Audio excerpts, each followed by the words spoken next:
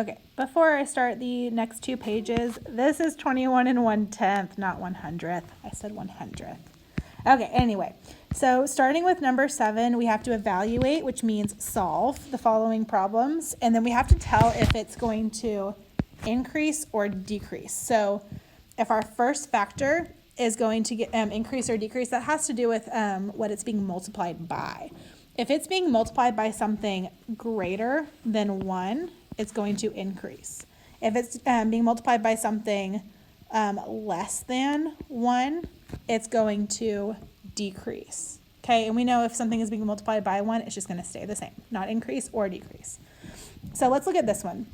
My second factor is less than 1. So that means that my first factor is going to decrease. Okay, and then let's go ahead and solve it. So this one I have to turn into an improper fraction. So 8 times 1 is 8, plus 5 is 13. So this becomes 13 over 8 times 2/5, and I'm just going to multiply. I do want to check to see if anything will cross reduce, and I can see that 2 and 8 can both be divided by 2. 2 divided by 2 is 1. 8 divided by 2 is 4. All right, so that'll make things a lot easier. Now I can just multiply straight across. 13 times 1 is 13. 4 times 5 is 20.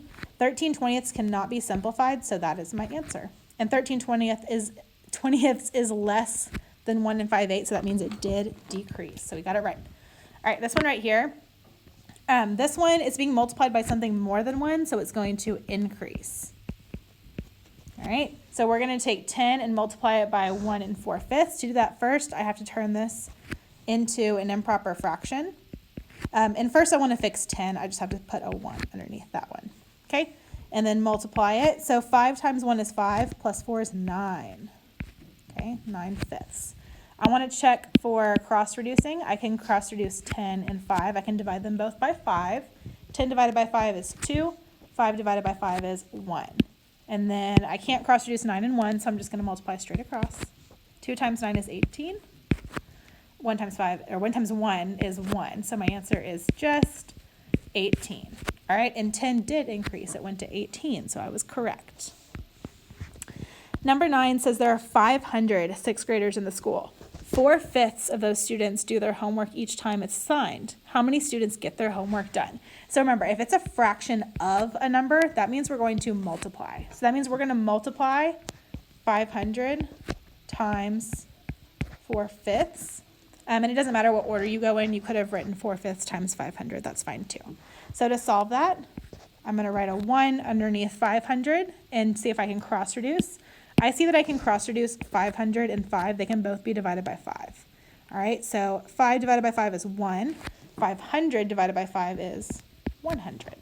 Okay, then I can just multiply straight across. 100 times 4 is 400, and then 1 times 1 is 1. Okay, so my answer is 400. Oops. Sorry, I hate when that happens. 400. Every time. Sorry, patience. 400. Okay, I'll just move on to the next one. So this one right here on the back now. So we are going to solve the following problems. It says evaluate the problems. These two were examples, so if you did them, great, that was good practice. But the real question we're worried about is 10. All right, so number 10, I'm going to turn these both into improper fractions first.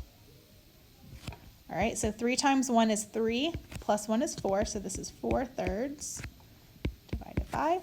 7 times 4 is 28, plus 4 is 22. So I have 22 over 7.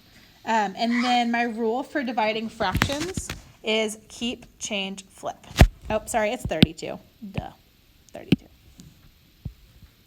All right, keep, change, flip. So I'm going to keep 4/3, change my division to multiplication, and then flip my second fraction over. Okay, I'm going to check for cross reducing. I see that I can cross reduce 4 and 32.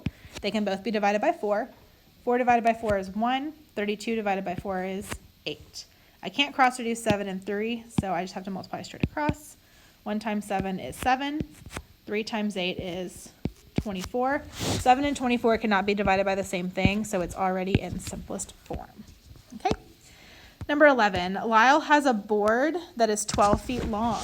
If he cuts the board into 1.5 foot pieces, how many pieces will he get? So we're dividing here. We have a 12-foot board and we're dividing it into 1.5 foot pieces. So I'm going to take 12 and divide it by 1 and 1/2 to see how many pieces we can get. So to do this, I'm going to first turn this into a improper fraction and fix my 12. My 12 becomes 12 over 1. And then 2 times 1 is 2 plus 1 is 3. So this is 3 halves. Then I'm going to do keep, change, flip, because this is division. So I keep 12 over 1, change to multiplication, and flip so that it's 2 over 3. Okay, I'm going to check for cross reducing. I can cross reduce 12 and 3. They can both be divided by 3. 3 divided by 3 is 1. 12 divided by 3 is 4. Okay, then I can just multiply straight across. 4 times 2 is 8. And then 1 times 1 is 1. All right, so I can get 8 pieces right there. Okay. All right. So now we are working on 12 and 13. So we have to fill in the blank to create equivalent expressions. So if you're not sure what that means, let's just look at what we have here. This is a division problem. And then what we're trying to make it equal to is 3/5, which is the same, but this time it's a multiplication problem. So something that will help with this, remember, keep, change, flip. If I'm solving a division problem, which is what this is, division, then I'm going to have to do keep, change, flip. So that means I'm going to have to flip the second fraction. But in order to do that, I have to first turn it into an improper fraction. So 2 times 1 is 2, plus 1 is 3. So if this is 3 halves and I flip it, it becomes 2/3. Okay. This one right here, this one's a lot easier because we do keep, change, flip.